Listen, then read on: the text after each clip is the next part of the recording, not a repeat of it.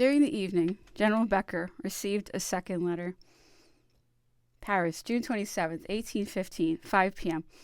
General, I have the honor herewith to send you a copy of the letter which the Commission of Government has written to the Minister of Marine respecting the Emperor Napoleon. The perusal of this letter, General, will show you that it is of the highest importance to the well-being of the state and to the personal safety of His Majesty, that you should not separate him as long as he remains in the roads of the Isle d'Aix, which will be till the arrival of a passport. Accept, Monsieur General, the assurance of my high consideration, the Prince of Equimaux, which is Davos, the President of the Commission of Government, to the Minister of Marine, Paris, June 27th, 1815. Duke, the Commission begs to remind you of the instructions transmitted to you an hour ago, and that the decree must be executed as it was adopted by the committee yesterday's, namely that Napoleon Bonaparte shall remain in the roads of the Isle of Aix till the arrival of passports. It is important to the well-being of the state, which should not be indifferent to him, that he should remain till his fate and that of his family have been definitively regulated. Every means will be employed in order to terminate this negotiation in a manner satisfactory to the Emperor. French honor is interested in such an issue, but in the meantime, every precaution should be taken for the personal safety of Napoleon, and he must not be allowed to leave the place appointed for his present sojourn. The Duke of Otranto, Fouché, the Prince of Equimaux, Davos, on its part, the Commission of Government wrote as follows. To General Becker, Paris, June 28th, 1815. The Commission herewith transmits you a copy of the new instructions given to the Minister of Marine. As far as you are concerned, it will be your duty entirely to conform to these new arrangements and to the preceding instructions which you have received from the Minister of War respecting the departure and personal security of Napoleon. Duke of Otranto, Carnot, Caulaincourt, Duke of Vicenza, Count Grenier, Quinet. We direct special attention to the name of Caulaincourt, which the Emperor would have been extremely astonished to see subscribed to a letter in which he was called Napoleon.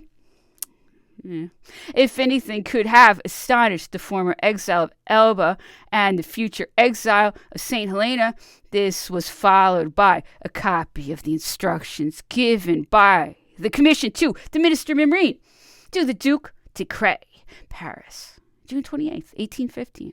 Long delays have taken place since the time in which the request of a safe conduct for Napoleon was made, and the present circumstances being calculated to excite some fears for his personal safety, we have determined to consider Article 5 of our decree of the 26th is not passed. In consequence of this, the frigates shall be placed at the disposal of Napoleon. No obstacle to his embarkation any longer exists. The interest of the state and of his own imperatively require his departure as soon as you shall have notified to him your determination. Count Merlin is appointed to join you in this mission. Carnot, notwithstanding all these letters, the Emperor obstinately persevered in remaining at Malmaison, and we began to entertain good hopes of the results of this mute resistance to the orders of the provisional government. Government itself became alarmed, and on the 27th, General Becker received orders to return to Paris.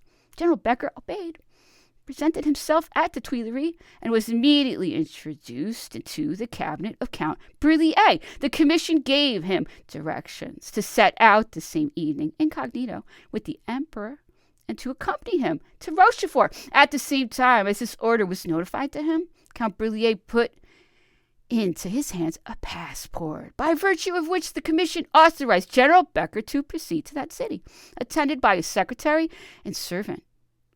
The secretary was to be the Emperor. General Becker wished to make some observations. Sir, said Count Brullier, the government has the safety of Napoleon too much at heart not to have considered all the means calculated to facilitate his departure, and it has concluded that during this journey a strict incognito under your name and your protection would be the best means of reaching his destination without danger.